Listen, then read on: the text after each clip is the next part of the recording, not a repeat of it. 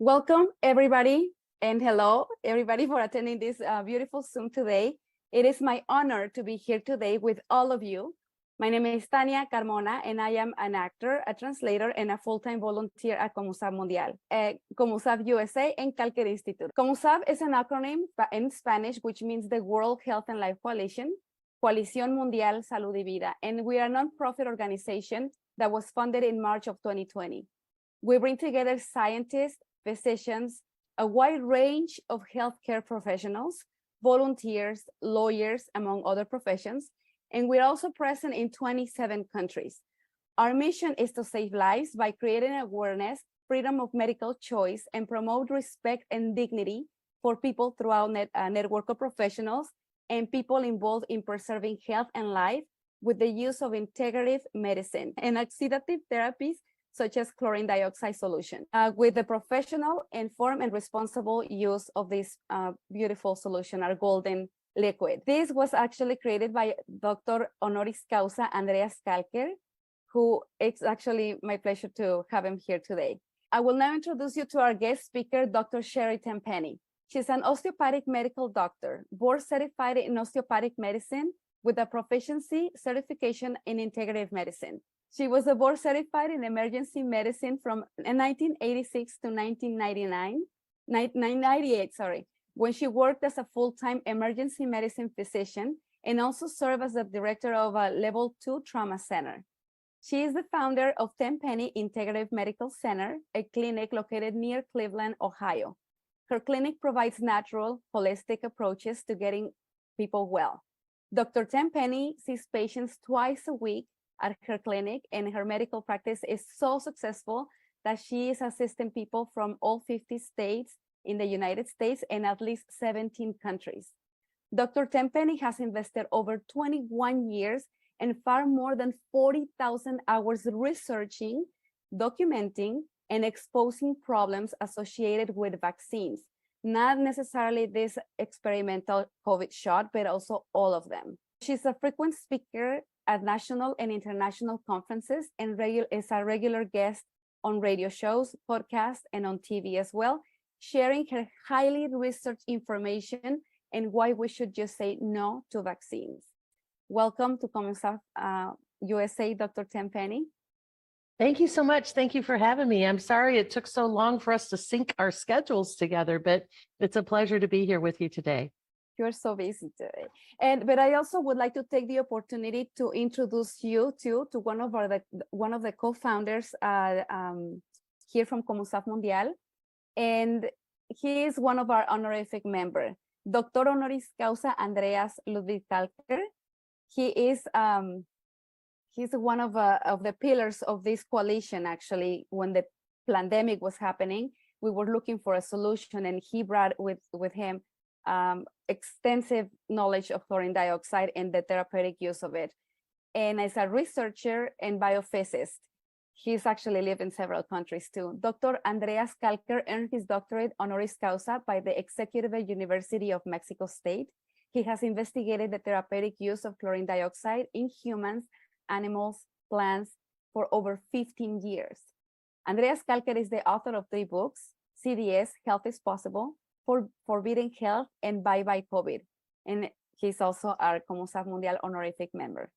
Andreas, welcome.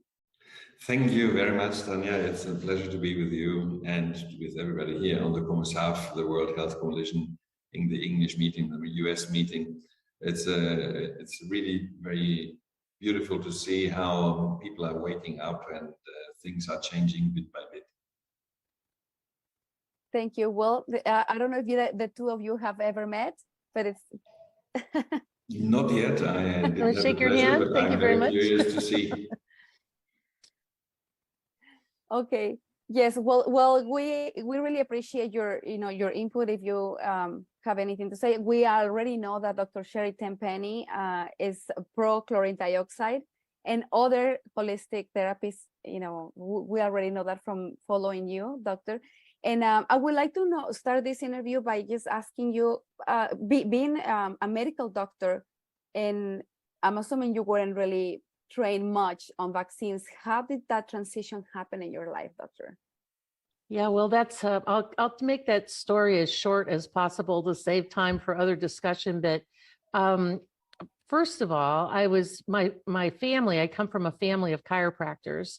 So my grandfather and father and 3 uncles and 2 cousins were chiropractors. So I wasn't vaccinated as a child. And I had the age-appropriate measles, mumps, rubella, chickenpox, pertussis, and I always jokingly say, everybody thinks if their child gets one of those infections, they're going to die. And I'm here to say it's not really true.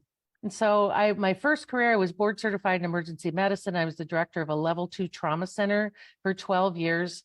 My business partner in that business, unfortunately, died at the age of 32 from metastatic kidney cancer. And when Dave died, I said, this isn't fun anymore. I need to move on to something else. I opened a small clinic, learned a lot of things from my patients that I didn't have any idea about, moved to Cleveland, Ohio, which is where I'm located now, Cleveland, Ohio, in 1996, and opened an integrative medical practice there. In September of 2000, I got an invitation in the mail to attend the National Vaccine Information Center meeting in Washington, D.C. And I thought, well, wonder what that's all about. I really didn't give much thought to vaccines. And you're right, there was no training at all. I don't remember even talking about vaccines in medical school at all. But when I was in medical school, there were only 3. There was MMR, measles, mumps, rubella, DPT, tetanus, diphtheria, and pertussis, and polio. I mean, that was it. So there really wasn't much to say about it when I graduated from medical school. That was up through 1985, that was the schedule, just 3 shots. And I graduated from medical school in 84. So there really wasn't much to say about it. So they didn't. I don't remember ever saying anything about it. And when I went to that meeting in September of 2000 and I came home and I said, wow, I've sat for 4 days listening to doctors and researchers and scientists and parents of vaccine-injured children and lawyers talking about the Injury Compensation Act. I thought, well, maybe I ought to look into this. And when I first started looking into it, I went to the Center for Disease Control, the CDC documents. And the first few documents I read, I was just appalled. I thought, this can't be an entire industry based off of this. Maybe I ought to read a little bit more. So a little bit more is turned into 22 years and well beyond 40,000 hours. And that's not an exaggeration. I mean, honestly, if I'm not seeing patients in the office or if I'm not sleeping, I'm usually spending time either researching or writing on this topic. So I've dedicated my life to waking people up to the fact that vaccines have never been proven to be safe. They don't keep you from getting sick. You can get the shots and still contract the infections that you've gotten the vaccine for. If you can get an MMR and still get measles, mumps, rubella. You can get a DPT and still contract tetanus, just like we're seeing in the COVID shots. You can get COVID shots and still contract COVID. They are not necessary. People have their own innate immune system, their God-given immune system that they can do just fine with almost all of these infections that come and go in a week and leave behind a lifetime of immunity. And they absolutely, every single one of them, in the childhood schedule, all the way up to and including all of the shots now that are coming to light of these COVID shots, they all cause great harm. And if you've gotten the shots and you didn't get any overt external harm, that does not mean that you got away scot-free of things that were happening inside your body. It just means that you didn't have one of the more serious side effects right up front. So it was spending a lot of years of reading only peer-reviewed medical literature. I didn't go to blogs, or I didn't look at popular press magazines or popular press sort of discussions. All of my research, all of these years, has been in peer-reviewed medical literature, such as the New England Journal of Medicine or JAMA or the Pediatric Infectious Disease Journal or other types of peer-reviewed public journals. So the information is out there. It is published in peer-reviewed journals that mainstream medical doctors should be reading, but they actually, when they get to one of those articles in the journal, they just flip right by it because they're not particularly interested in it. And so it's been a long ways to get here that I know a lot about the topic. We by now know that it's more about big pharma making more money. The amount of money they make with every shot is ridiculous. But for the audience that we have here, that our main audience right now is the Latin America, the Latino community worldwide. And they really don't know. You trust your doctor, you trust your pediatrician, you feel and you think that they know what they're doing, they know what they're saying. What will be, I don't know, maybe a set of questions that are basic to ask your pediatrician when you take your child to get a shot? Well, I think it's the first thing in the paradigm that that needs to go away. And we're for sure seeing it here in the US. People don't trust their doctors anymore. They don't just blindly say, says, follow your doctor. If your doctor says yes, you say, yes, sir. If your doctor says, jump off that cliff, they go, okay, I'll go do it. If the doctor says, inject your child with medicine that could harm them, okay, doctor, you know better than I do. And I think that, I think that that's really changing here in the US. Ever since these COVID shots, and now people are really understanding that they cause horrible harm, that the death rate and the injury rate is unbelievable, more than we've ever seen before. I mean, just in the US alone, there's 1.5 million injuries and almost 40,000 deaths from the shots. And there have been researchers who have reported that they already estimate 20 million deaths just from the COVID shots alone. And so here in the US, there is we've never seen the healthcare system in such a state that people don't trust their doctors anymore. They want to do their own research. They're looking for more holistic types of approaches. They want to do natural things and not just do pharmaceutical-based things. And so they just don't blindly trust their physicians anymore. And I think on a global basis, I would love to see some of that questioning start happening in the Latino community and in Latin America. And one of the questions you could say is, doctor, how many hours have you spent reading package inserts on these shots? Do you actually even know what the ingredients are? And I've always encouraged parents here for the 22 years I've been doing this. If you know that you're going to take first of all, the only reason to take your babies in here in the US at 2, 4, and 6 months are just to get the shots. Mothers and fathers know if your child's sick or not. And why do you need to take a perfectly healthy, robust infant in for a well baby check when, mothers have been raising children for 30,000 years and they know when their kids are sick or not? And the only reason to take them to the doctor is to get these shots. And I've always encouraged parents to read a package insert just in the ingredients section, which in a package insert, if you open it up, it's section 11. Section 11 is always the place where you can read where the ingredients are. If you can't pronounce it, you probably should not inject it in your baby. And you can ask the doctor, and I always say, memorize one thing. You don't have to be a physician and know all those other things, but say, this shot has polysorbate 80 in it. When you go like a DPT shot, when you go to the doctor, say, doctor, my baby's supposed to get a DPT shot today, and I looked at the package insert and it has polysorbate 80 in it. Can you tell me why that ingredient is in the shot? Can you tell me what the potential side effects might be from that ingredient? And are there any other shots that don't have that ingredient in it? Because I would prefer not to have that injected into my baby. So just that little tiny bit, and only knowing one ingredient in one of the shots, you'll clearly see as a parent going in there what your doctors don't know, and what they don't know. And you can ask them about aluminum and mercury, and they'll say, oh, mercury's out of all the shots. No, it's not. We still have mercury in the flu shots that we start giving to babies at 6 months of age. The aluminum is voluminous. If a child gets every single shot on the schedule, they'll have almost 12,000 micrograms of aluminum injected into their body, which doesn't go away and causes a long list of health conditions.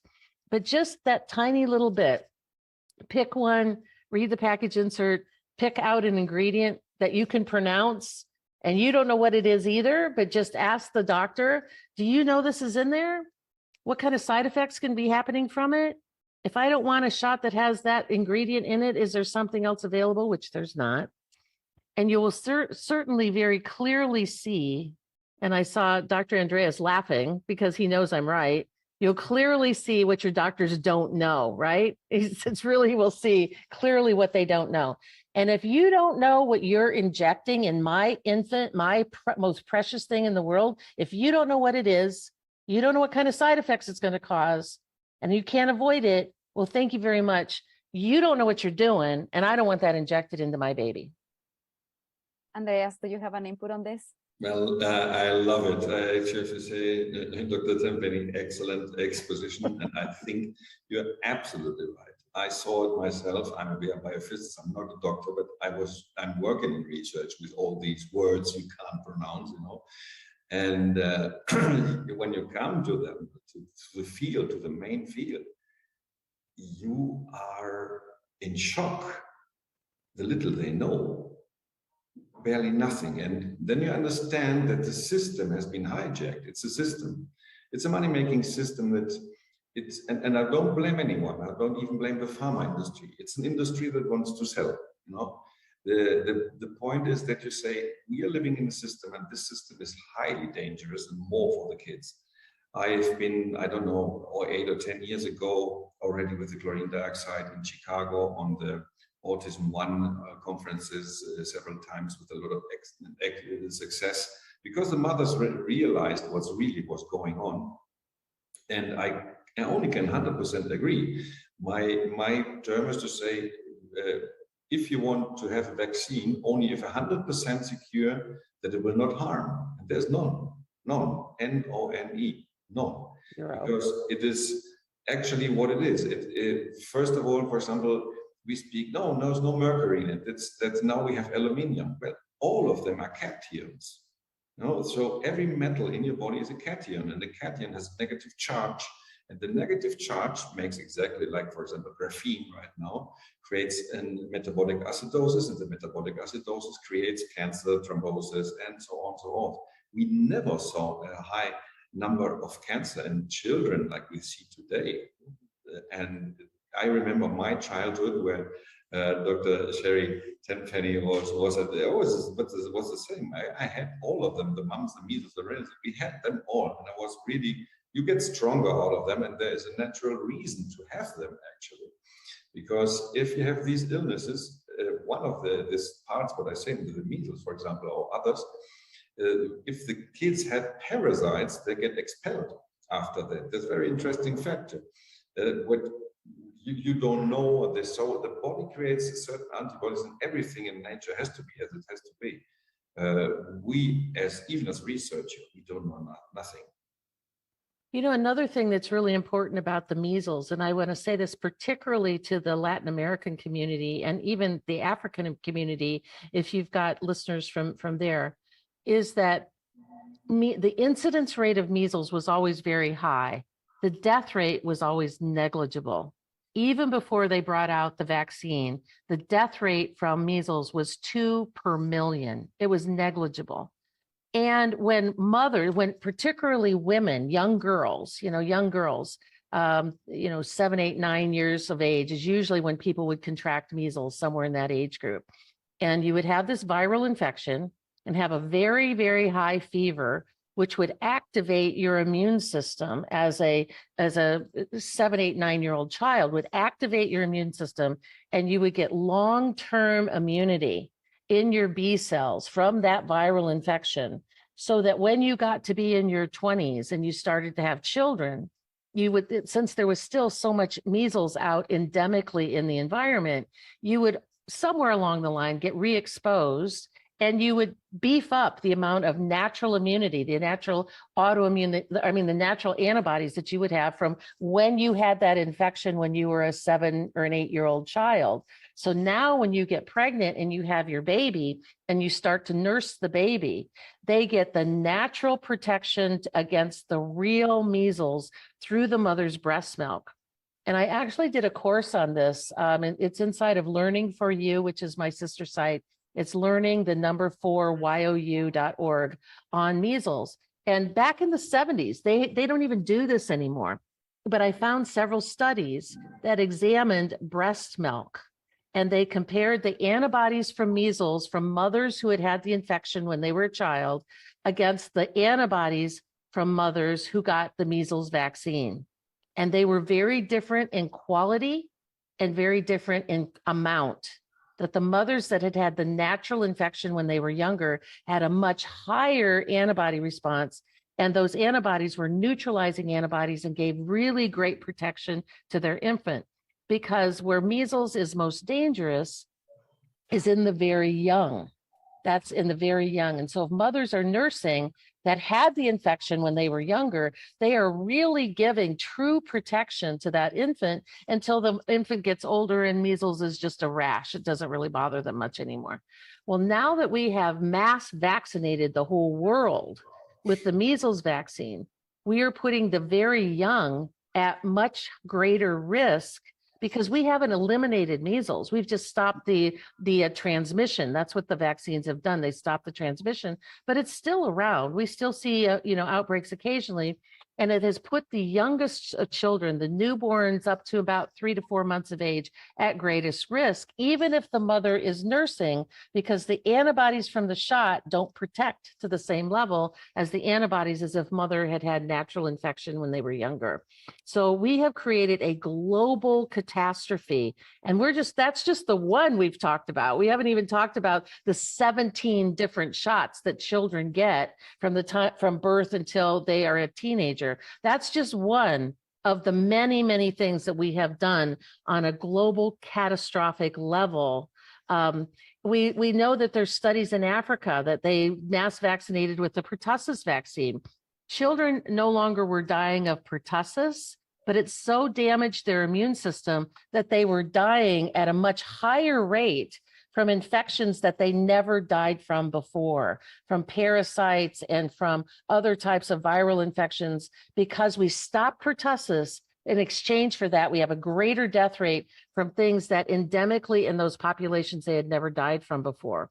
This vaccination of the world, not only about the childhood and complete childhood vaccination schedule, but now about what we're trying to do with these COVID shots. I mean, in the US, they just put the COVID vaccine into 6-month-olds, 6 months old, and pregnant women. And the fetal demise, third trimester fetal demise. So you've got first, second, and third trimester. Those babies they get in the third trimester in a vaccinated mother, they just die. And we don't know for sure if some of that is cardiovascular, because we know the spike protein affects the heart. Some of that may be a neurological development disaster. Some of it may be just that the babies have blood clots, because we know that the shots cause blood clots. But the amount of children that are dying in utero in the third trimester here in the US, it's over 5,000-6,000 people, infants already. And those are just the ones we know about.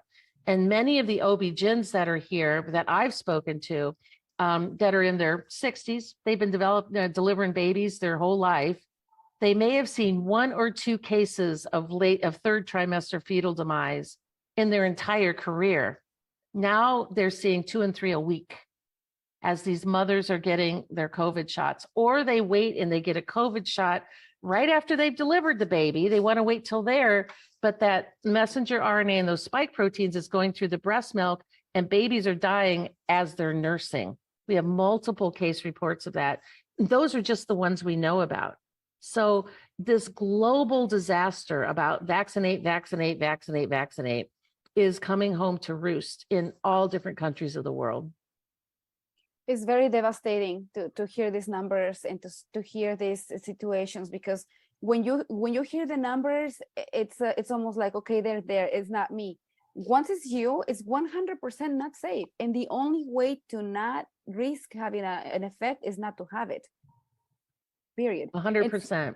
And so there's also, we're working on a big campaign, because I don't know if you are aware of this, but in Costa Rica there will be a law that will be, if passed, the kids 6 months and older must be receiving the experimental COVID shot. If they don't receive it, then parents will lose custody of their children. Oh my gosh. May I please ask for you to send a message to the government or authorities or the population, the parents to Costa Rica, please? Yes, they parents must revolt. If you get 51% of the population, it doesn't have to be everybody, just 51% that say not only no, but hell no, I'm not doing this. I'm not injecting my infant with an experimental vaccine to protect them from an infection that children don't even get. You're treating this like it is just a run-of-the-mill vaccine, and it's not. It's a messenger RNA. It's a biological weapon that goes in, and it's a genetic modification technology. It will alter your children's genes forever. And when that baby comes out at 9 months of age, obviously it's not mature. It's got 18 years of growing and maturing to do, right? And so we are injecting experimental things into our infants. We've only been doing these shots for less than 2 years. There are no long-term studies. We don't know what's going to happen to your child if you get them injected at 6 months or 1 year or 2 years. We're already seeing here in the US a marked increased number of deaths in 5 to 8-year-old children since they started injecting 5-year-olds about 6 months ago. And when I saw that they had approved these COVID shots, the Pfizer shot and the Moderna shot for 5-year-old infants, my first response, and I talked about it on my podcast, was, well, I wonder if several million dead first graders will get anybody's attention. And parents are not willing to, when they inject their children with these experimental shots and the child dies or gets severely injured, and the doctor goes, we don't know what caused it, but we know it wasn't the shot. The parents want to believe that because it creates such cognitive dissonance in their brain to think, I allowed that to happen to my child, and my child is now dead because I allowed that to happen. And the guilt and everything that goes into that with that parent, they just can't conceive that. So it's either easier to live in denial that it wasn't the shot. I had a defective child. My baby was just going to die anyways. Oh, and it had nothing to do with that shot that they just got day before yesterday. So don't do it to begin with. Just don't do it. And it's the same with all other vaccines. Now let's go back a little bit for the people in the Latino community who don't really know what the definition of a vaccine should really be. Well, that's really hard for me because I don't think that any foreign matter should be injected into anybody. But technically, a definition of a vaccine, it's supposed to be safe. Like what Dr. Andreas said, it's supposed to, you could inject 5,000 people and nobody gets harm. There's not a single shot, not a single one that you can make that claim. Everybody gets injured at some level. The second thing is we always say safe and effective, like we know what that means. We assume as a parent, even most doctors, a consumer, when you hear the word effective, safe and effective, it means if I get that shot, I'm not going to get that infection. It protects me. We have been convinced to believe that effective and protection are synonyms, and they're not. Any one of the shots that are out there, you can get that shot and still get the infection. I mean, look at the COVID shots now. I mean, almost everybody that's getting sick and going to the hospital has had 2 COVID shots and at least 1 booster, but yet they're getting COVID. So it's not effective. It didn't keep you from getting sick. And you can say the same thing about hepatitis B, hepatitis A, measles, mumps, rubella, chickenpox, pertussis, shingles shots, all of them. You can get those shots and still get sick. So it's not a protection. In fact, what effective means in the vaccine world means that if I inject if you look up the definition in the dictionary, the definition of effective means it does what it says it's supposed to do. It worked. Well, what vaccines are supposed to do when I inject that into you is for you to create an antibody. So if they injected the shot and you create an antibody, then the researchers can say, yes, the shot is effective. But the key here is that you can have very high antibody levels and still contract the infection. So what does the antibody actually do? We don't know. Probably nothing. In my opinion, I've always said that the antibody is a marker of contamination. We've contaminated your body And your body created these antibodies to try to neutralize it and get all that garbage you just injected to get rid of it. So they're never been proven to be safe. They don't keep you from getting sick. In some instances, the viral vaccines do stop transmission. And that's why the incidence of measles went way down, because it stopped the transmission from one person to the other, and the virus has to live in a living person. But as we've dropped that and injected those measles vaccines, what was the trade-off?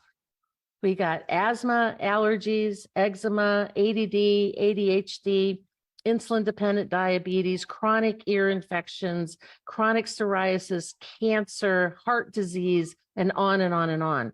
So we didn't want to have an infection that lasts 7 to 10 days and gives a lifetime of immunity and is even passed on to your children, that immunity through breast milk. We wanted to do away with that. And look what we got instead, an entire world of chronically sick children. And right. So that whole, so they're not, and they're supposed to stop transmission and they're supposed to not hurt you. Mm-hmm. Well, they know that they do harm you. They kill children. They kill them. And if the person, actually, we're living in the biggest genocide that ever will be remembered. The Holocaust is definitely a nothing, and it is sad to say, but this is the biggest genocide because a few psychopaths think we are too many on the world, and this is what's happening here. And actually, they don't know the consequences of their actions. Yes, they might have all the power they want to put it and to push it and to make it all industry is pushed to that. But what will happen later? We know that definitely the vaccine now, the COVID vaccine, goes to the ACE2 receptors. And that means that the child will be sterilized. They're sterilizing their kids with these vaccines. If you want to sterilize your kids, yes, give the vaccine. If you want to kill them, yes, give the vaccine. But I don't think that it's a good idea at all. So we have to be responsible with what we do, and we have to go for it and say, stop it now. Stop it, really stop it now, because it is not safe. Simply because of that, it is really killing children in this age, especially. We see so many myocarditis, for example. In children, there is no myocarditis usually. How it's possible? And those children you will shave decades off of their life, and more than 50% of them will end up either dead or be candidates for heart transplants, which obviously the Latin community, nobody can afford, but not the Latin American community at all. I want to introduce a new word to you. You know, we talk about genocide a lot.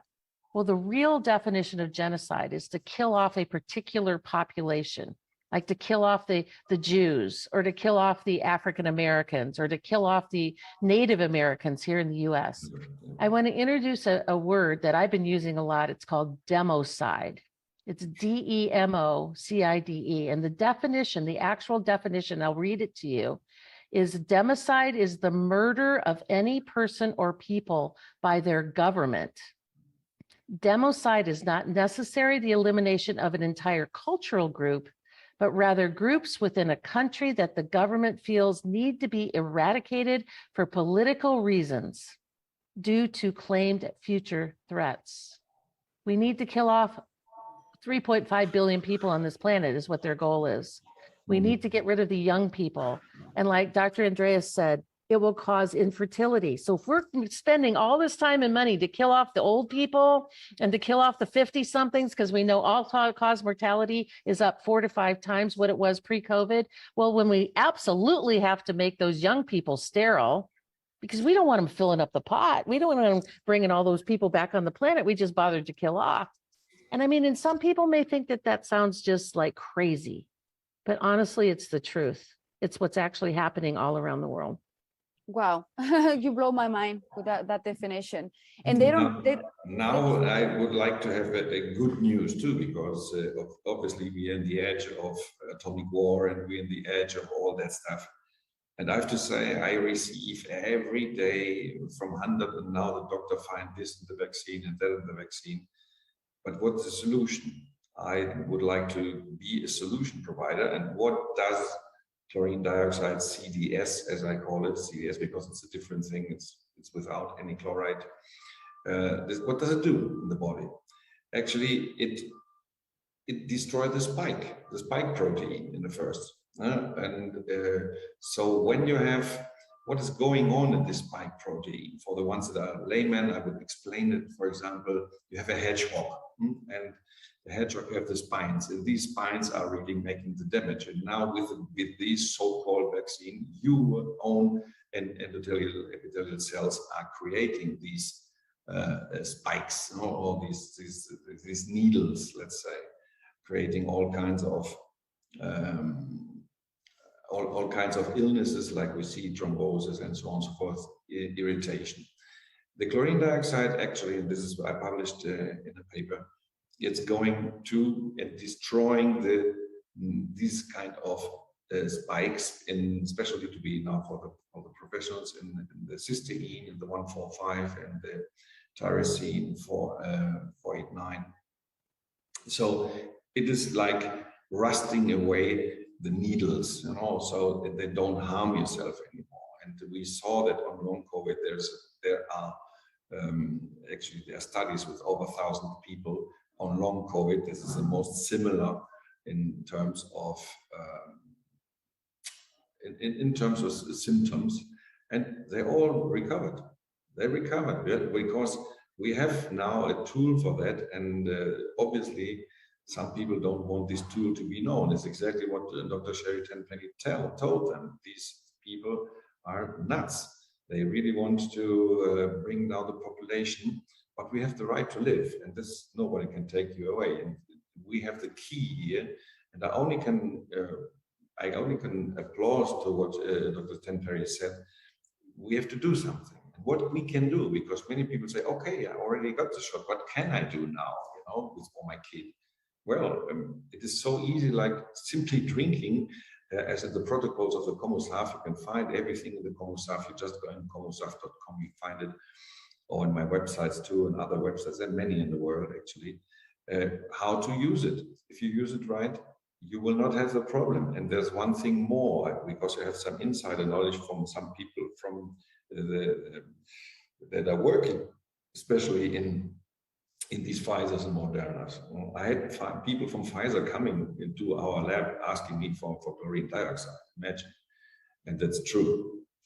And so what happens actually? Well, there are many inside the industry that don't want that either, but they just have their job. There are many inside the journalists that don't want it either, but they don't want to lose their job. And this is actually the system that has get us the grip on us, on everybody. And what they can do, well, they can learn it. If you just learn it, how to use it, you come forward. Because usually, why do they want to get a 6-month shot? Well, we have to know that, for example, some places for Moderna have been made bigger already in 2013 to be able to produce these 13 billion shots that have been given. I wonder myself, if you make the mathematics, how it's possible to produce 13 billion shots in 1 year? It's technically not possible. So it's a mathematics that shows clearly that it's not a conspiracy theory, it's a true and real conspiracy that's going on there. So if we go further, we can say, okay, we had now these people knew it much longer. Yes, they did. They did much longer, even before 2013. That means that they have researched in it. And if they say, okay, you need every 6 months a new shot, why do they say that? Very simple, because they know that the mRNA, the manipulation of the genetics, is not definitely necessarily for life, because it's not the true manipulation. We have epigenetics. We have to understand that our genome is dynamic. It is definitely not static as has been thought before. So the methylation processes are going on there. And what you can do, what we can see right now here in the people that are recovering, taking the CDS for at least 6 months. That's plain truth. We have no long-term studies because the time we need longer time to see that, but it obviously works. And I only can tell the people, inform yourself. You have a possibility. There is a solution. There is an antidote. We don't have, because what is the problem here? Everybody's whining around. No, oh my God, oh my God, oh my God. Whining has never healed anyone. Sorry. Take action. And take action means inform yourself, read it off, go to the COMUSAV, go to the web pages of my web page, so other people that are working with CDS. Look up in odyssey.com, for example, because we know that YouTube and Facebook are heavily censored. And look for it up for yourself. You can save yourself, you can save your family, you can save your neighbors and your loved ones. It is a possibility. You don't have to grieve about it. No, it's just do it, and there's a solution, and we have the solution. And I will not stop. This is my life work. It has been 16 years on that substance. We have now, we had the COMUSAV. Now we are seeing things that are amazing what you can see, you know. And if you get, if you have some pox, for example, and the kid gets some pox, I had it with my kid. It was 1 day of smallpox, and we give some of CDS, and they're getting robust because you don't give any toxin to it. It's just, what is CDS? It basically, technically, it's oxygen, O2, and Cl minus. It's not chlorine. We have to understand that chlorine dioxide technically does not contain chlorine because it's a chloride ion and not chlorine, what's in there. So once the people understand that, hopefully some professionals will one day, see you have a chloride ion, that's table salt, decays to table salt, you have oxygen, and oxygen is what driving all your body. We can be 1 month without food, yes, maybe. We can be 3 days without water, yes, maybe. But now comes the $1 million question. How long can we be without oxygen? 3 minutes? And that's exactly where these vaccines go. They reduce your oxygen levels by inflammation, because inflammation is acidic and it's proton-rich. So histamine, whatever, it brings down your oxygenation levels, and you have to get them back somehow. And this substance is doing it. Are there proofs? Yes, we have a lot of proofs. We have clinical proofs. I have laboratory proofs. I have the video that you can see what it's doing to the blood. If you have a coagulated blood that is really echinocytes, and you put it under the microscope, you see, wow, immediately all the blood recovers. Blood that is blood clots recover, you know. So can you take it if you're pregnant? Yes, you can. My kids took, and thousands of others too. We made tests with 14,000 animals and no malformation or whatever. Can you give it breastfeeding? Yes, you can give it breastfeeding. And so you will protect yourself and your newborn and your kids.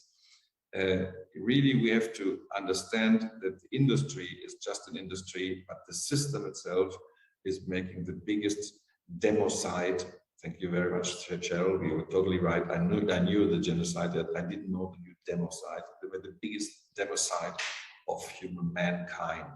So that's what I want to say to it.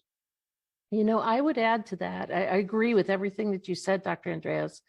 We use it, you know, we offer a course on it through our website too, so people know about it.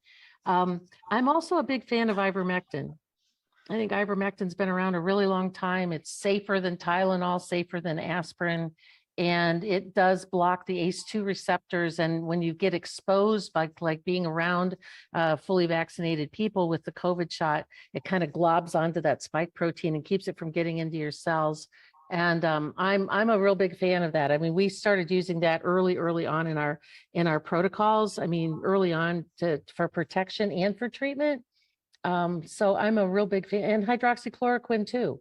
I mean, and they work by 2 different mechanisms of action. So they work totally differently. So, you know, I personally, and what we recommend to our patients is that we use ivermectin for prophylaxis, and we use hydroxychloroquine if you get sick.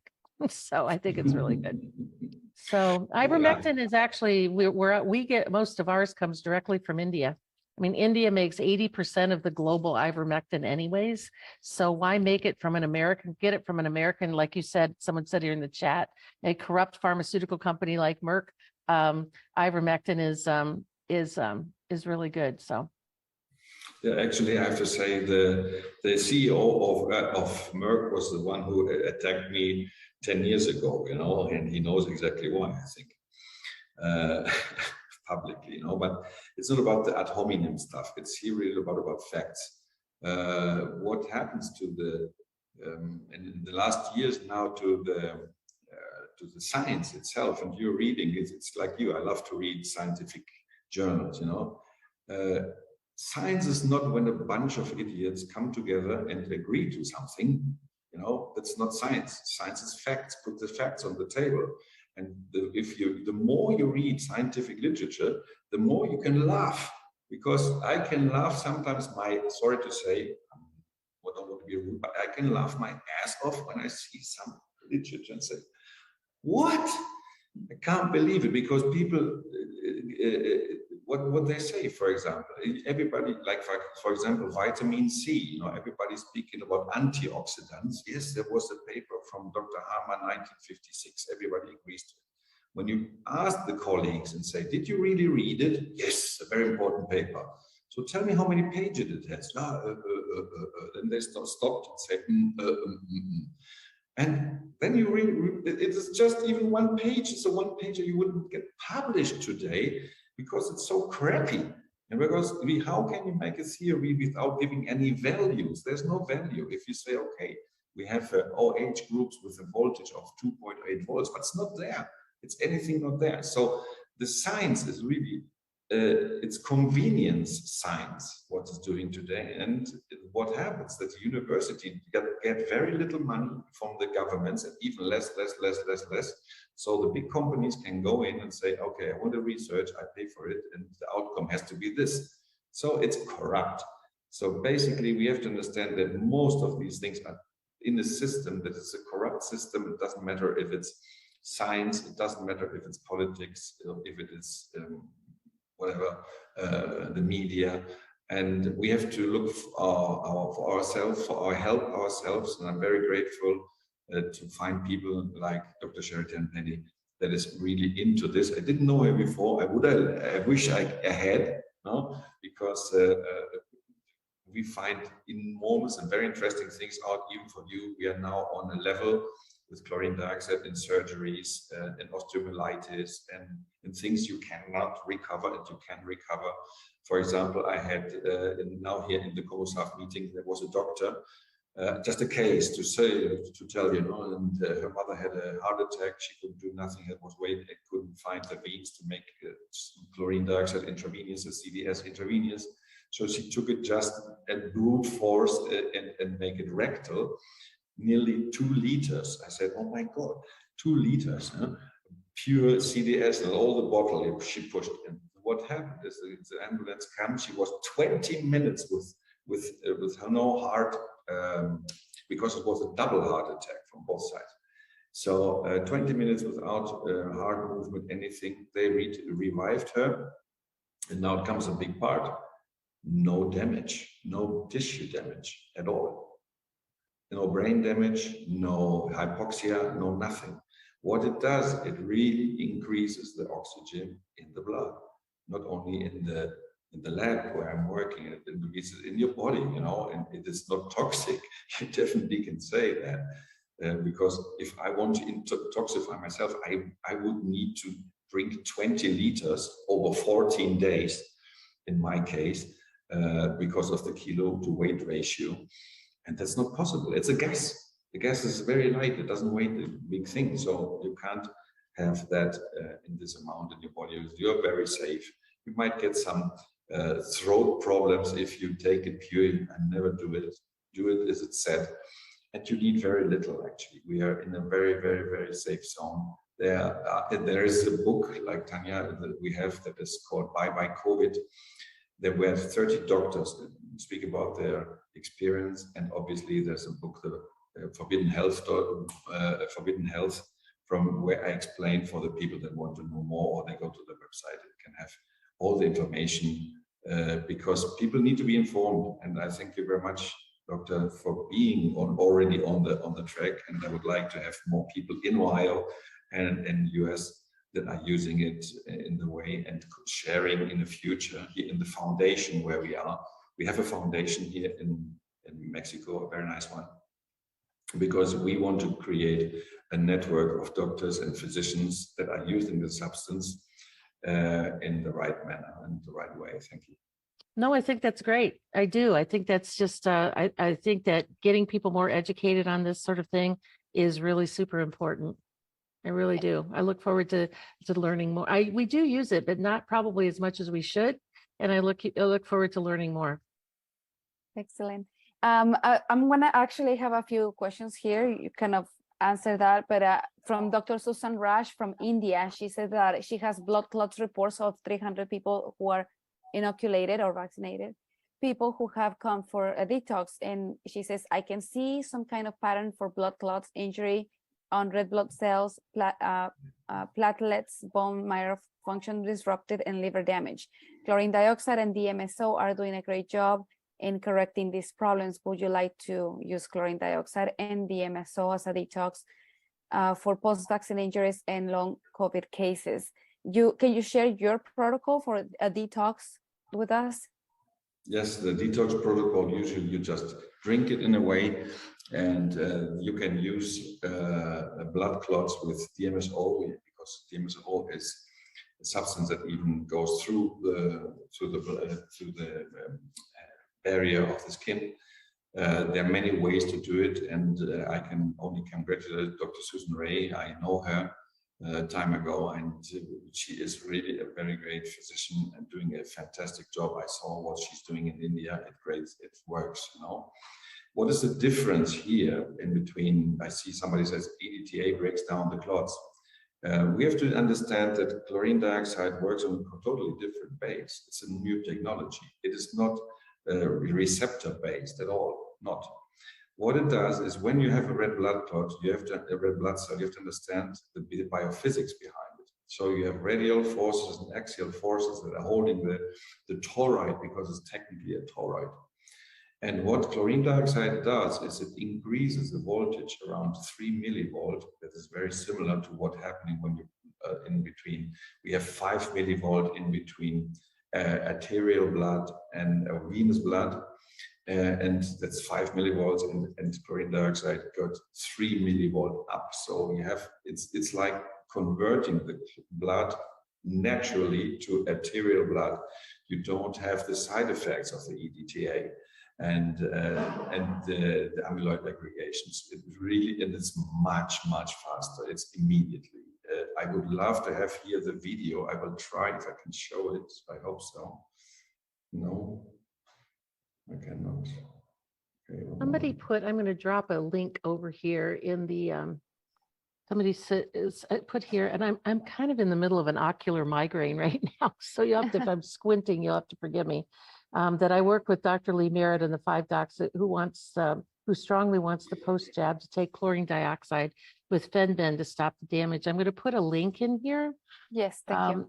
It is the link to Dr. Merritt's course that we have on our website for the chlorine dioxide. It's been very, very popular that she goes through all of the history. And so if you're not in contact with her, Dr. Andreas, I'd be happy to make that connection. If you are, that's amazing, because she tells some pretty funny stories about chlorine dioxide, about how she thought that she was taking baths in it, and she thought that she was super like she had absorbed a whole lot of it. And so then she decided one day to just take like this huge dose and had this profound diarrhea to where she passed out. And it's a really funny story. It sounds terrible, but when she tells the story, it's absolutely hysterical. Like she said, I knew better. And then all these things happened, and it's really, really funny. And she tells part of that in her course too. Actually, I would like to say one thing. In the US, they know chlorine dioxide as MMS, and it's not. I'm not working with, it's like outdated totally, because it has chloride inside, and we use it totally without chloride. It's a different system. So CDS, if I say chlorine dioxide, is just the pure gas without that, and you have no diarrhea. I would like here to show you now. I will share a screen a little bit. One moment. This is here the red blood cells, for example. This is with a full strength solution, 3000. Look, you have, first of all, the red clots are immediately dissolved. I have other videos too with EDTA that is not so fast at all. You can see the clots are dissolving, the amyloid, and they are reoxygenated. And this is the point here. We have 3 millivolts of differential. What happens 12 minutes later to the blood? Just have a look. Wow. It's the same blood. Actually, the same.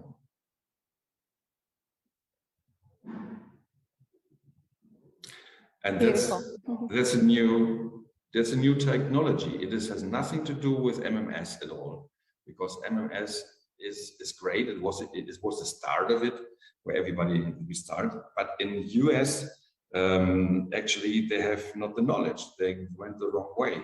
And in the Latin American countries, it's much more advanced than in the US. Sorry to say. I hope nobody gets now angry on me, but they have to learn from the Hispanic communities, because Bolivia has CDS, as we take it, as a law. So you can buy it in every pharmacy there. It is done by law. It was very successful in other countries too. So you can use it in other countries legally. And what it does is actually reoxygenate the blood by an electrophysiological process. It's not a chemistry that has nothing to do with receptor-based like others. Well, we want to be very respectful of your time, Dr. Tenpenny. Do you have time maybe for a couple of questions? Sure. Only because I see that you have a little. I have a little migraine that's kind of going on here right now. So, but I could do a couple questions. It's fine.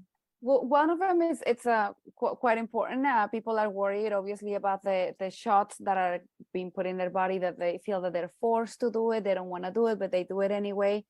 And once the DNA changes, the question Daniela sent, is there anything or any protocol that will really reverse that DNA damage? Well, I think that should be addressed to Dr. Andreas, because he's already talked about that. He already has. There was another question here, and it was sent by Letty from Los Angeles. I'm very sorry, Tanya. I have to leave because they are already working. I said 1 hour. I have to leave here. They're waiting downstairs because we have to leave. Okay. I hope it's okay for you. So totally. Actually, thank you so much for staying. Yes, the whole time, and as you put in a lot of important information here, and so we really thank you for your time. Okay. Bye-bye. Bye. Bye-bye. Thank you. Okay, Dr. Tenpenny, this one is specifically regarding the MMR vaccine. And it says that, one is the option was not given to me as a parent to make it, to divide those shots and take them periodically. They just wanted to do a cocktail of shots at 18 months. But also I was given a questionnaire about the kid having wheezing or cough in the prior months or a whole year before, if the child was 2 years old and 2 years or older, and the kid had influenza a couple of months before, and he still got the shots. Why was this particular question asked and given a period of time of the 2 years? I don't know specifically, but I would suspect it's because so many children develop asthma after the shots. And if they ask if they were wheezing before the shots, the doctor could say, oh, well, they already had asthma. It wasn't caused by the shots. Yeah, that's very common for them to say. If they get the shot and they get sick after, they said, Right. oh, well, if you didn't get the shot, you wouldn't be as sick. Well, the kid almost died. Right. What could be worse than that? Right. And then one last question, because we know you're, yeah, we don't want to overwhelm you either, but we really are appreciative of your time. This one says, what can be done on the political or judicial level to stop mandatory vaccines to protect the citizens? It's mass revolt. And that doesn't mean picking up guns or picking up clubs and going and beating people. It's just passively getting a massive number of people to just say no. to just say, no, we're not going to do it. We're not going to do it. They can't arrest us all.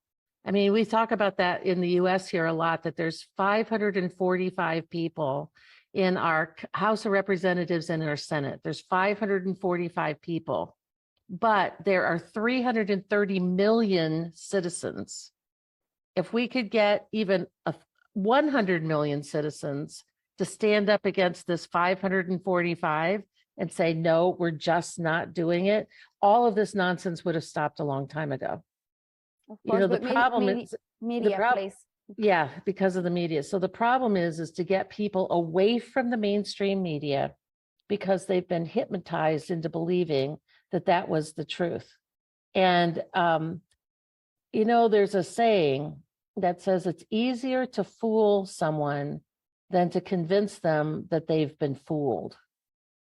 And that's really kind of what we're dealing with here, is that people really were fooled by the mass hysteria and all the fear. And now for them to admit that they were wrong and that they shouldn't have bought into all of the fear, it's not easy. And that's kind of why we keep doing these conferences and why you keep bringing people together to talk about it, because it's really what we have to do. We have to keep trying to, you know, like Esther says over here, we need to keep trying to break the spell, even when they've lost a loved one or a colleague or a friend or a neighbor or a child. You know, it's really super important that they understand. It just, you know, I don't, you know, the phrase cognitive dissonance, right? You just can't get it because it causes so much discomfort, because humans are kind of hardwired to be either black or white.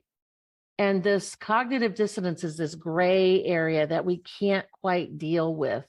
And the whole cognitive dissonance stuff is, you know, it's like I was explaining earlier. I mean, if you took your child to get a shot and the child died and the doctor went, oh, it has nothing to do with the shot, it's easier to believe that than to face the reality that that child died because you took that child in to get the shot. So it's just really a difficult situation, but we can't give up. We have to keep telling people, you know, it's like what Dr. Ryan Cole says. You know, Ryan Cole's a pathologist who's a good friend of mine. He said, I keep telling people, if you've already got the shot, if you got one shot, don't get two. If you've had two, don't get three. If you've had three, don't get four. Just don't keep putting this stuff into your system. And you guys at a local level in your countries have got to figure out locally how to get to your politicians, because they're all paid off. It's all about money.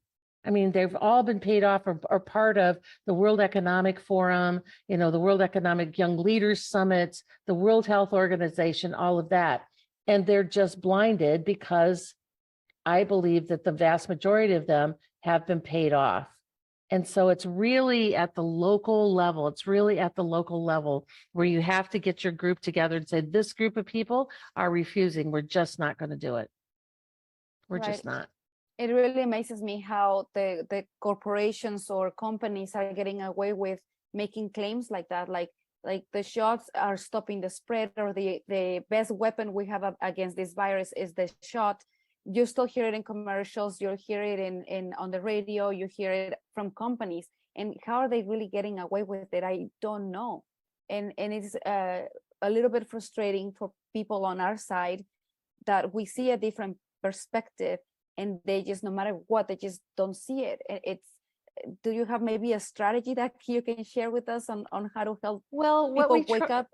You can only tell them what you can tell them, but the best way to tell them is to ask questions. It's not to say, these are bad. It's like, have you investigated this? What sources have you used?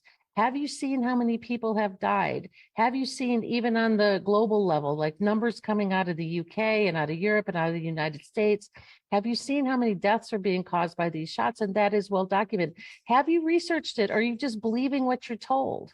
You know, just keep asking questions over and over and over again, because that plants seeds of doubt. And as the more questions you can ask, the more seeds of doubt that you actually plant. You know, eventually those people are like, everybody's asking me these same questions. Maybe I ought to look into that. And once you know what you know, you can't unknow it. I mean, once you start investigating these problems, you can't suddenly deny it. And a lot of people just don't want to know because then they have to change their ways. And it's just easier to go along to get along. But that going along to get along is going to kill millions of people. And I mean, it's just keep spending it out there. And somebody put our hope and faith is in the Lord. Absolutely. I mean, that's really the bottom line is get God on the battlefield with you. You know, before you go out and talk to somebody, because I usually do this when I'm, you know, speaking to a really big audience for sure, is that I always say, you know what? I say, Lord, you know, give me just the right thing to say that will affect this person. Lord, put those right words in my mouth. So it's not by me, it's by your might, by your power, for your glory, that you'll give me just the right thing to say to that particular person that will help them have eyes that can see and ears that can hear and will change their ways going forward. What a beautiful message, Dr. Tenpenny, for closing this interview with you. And once again, we really appreciate your time. Thank you for being here at COMUSAV Mundial, and hopefully we can have another interview in the future. Hopefully I won't be so busy next time and we can do this sooner rather than later. Tanya, that was great. Thank you so much. Take care, everybody. So you too. Thank you. Bye-bye. Well, I'd like to say thank you for everybody that joined this meeting. Let me just go ahead and put myself over here.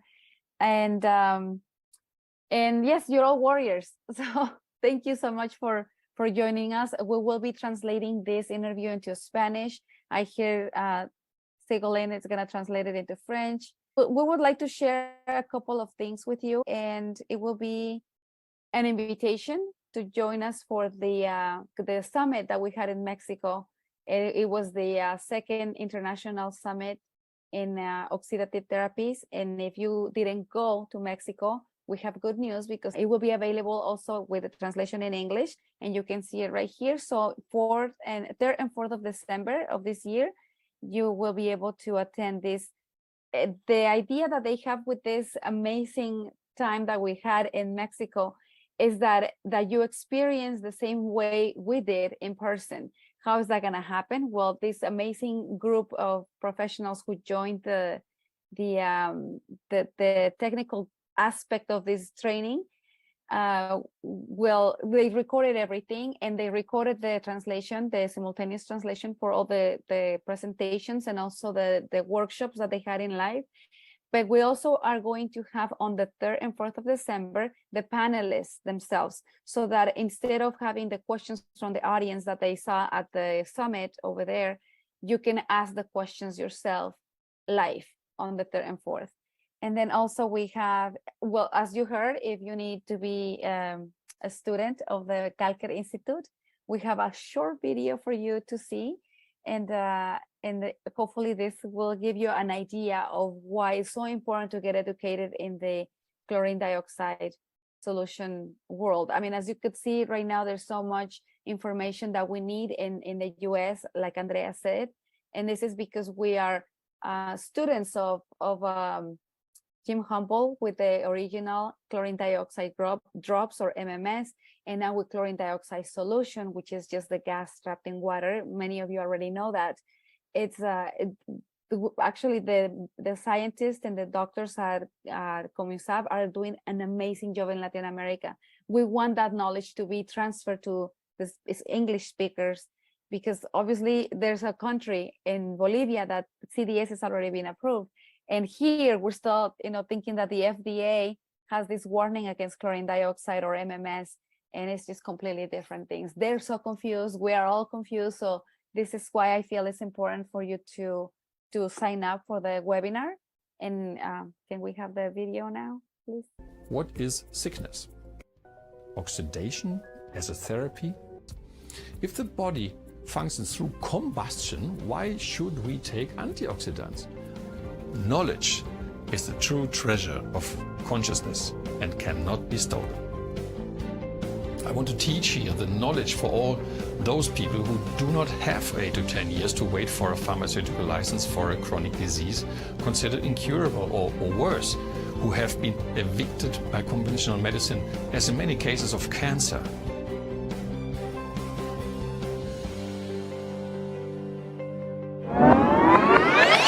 Well, and for all the participants of the seminar who have more questions, we also have the possibility to see each other live. It is my pleasure to introduce to you Andreas Kalcker. He is here with us. Andreas, I'm going to give you the spotlight for everybody. Thank you very much. Yes. Hello, Vivian. Yes, I can hear you. Hello, Nice and clear. Andreas. Evelyn, hello. Yes, Hello. hi. Hello. Your work is tremendous. Thank you so much. Thank you. But now everybody's raising their hands. Can you hear me now? Perfect, We Michael. can hear Hello. you. Crystal clear. Great. Okay, good afternoon.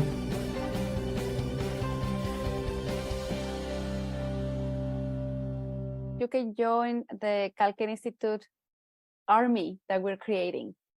There's actually been a lot of research now with from the students, just like in a regular university classroom, pretty much like in the Spanish webinar, they're already doing a lot of studies on coconut water and chlorine dioxide.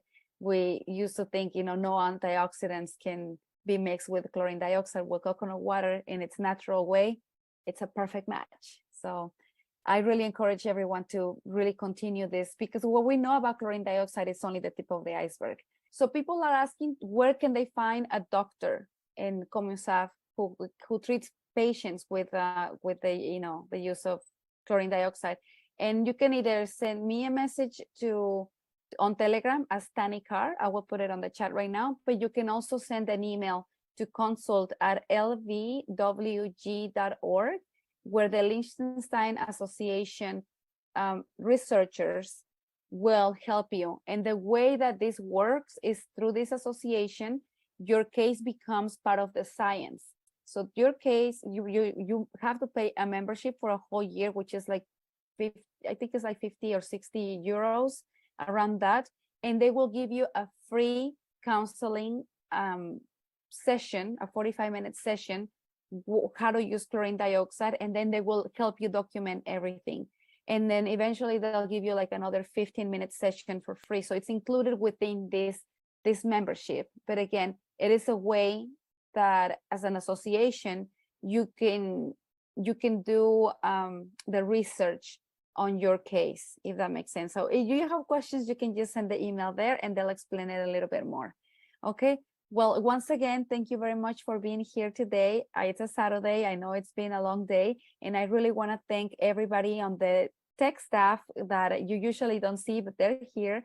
And Diana Resendiz and Faustino Cortez, they're from Mexico, and they help us with all of this technical support, but not only on this one, but also in the morning, COMUSAV Mundial in Spanish. So they're doing like a double shift. So I really, really appreciate it even more. And then we also have Julie, who is helping us do this live streaming on Telegram. Together, we're stronger. Okay, enjoy the rest of your day. And thank you so much for joining this Zoom with us today.